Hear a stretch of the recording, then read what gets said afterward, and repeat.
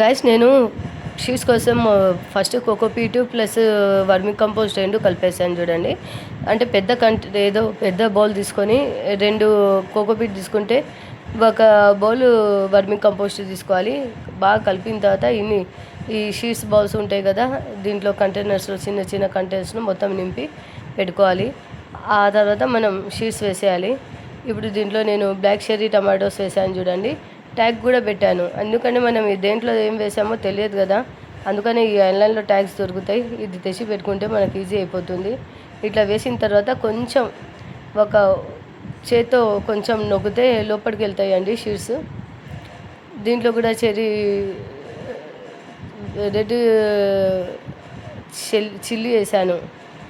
ఇట్లా లైట్గా వత్తుతేసే లోపలికి వెళ్ళిపోతాయి. ఫస్ట్ మనం దీనికి షేడ్లో పెట్టాలండి. ఒక 2 days షేడ్లో పెట్టిన తర్వాత లైట్గా మళ్ళీ సెమీ షేడ్లో పెట్టాలి.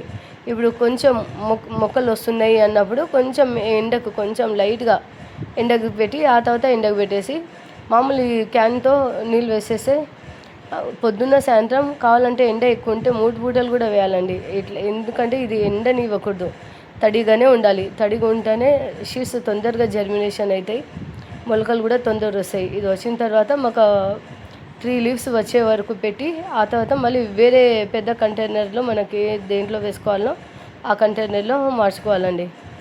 అన్నీ లైన్గా ఇట్లనే ఒక దాంట్లో పెట్టేసి ఆ లైన్కి ఒక ట్యాగ్ పెట్టేసాలి. 3 వేసుకున్నాం అనుకోండి, ఒక దానికి ఇట్లా ట్యాగ్ పెడితే సరిపోతుంది. దాంట్లో మనం వేసుకున్నామని మనకు అర్థమవుతుంది, ఈజీ కూడా అవుతుంది, మనం కన్ఫ్యూజ్ కాకుండా.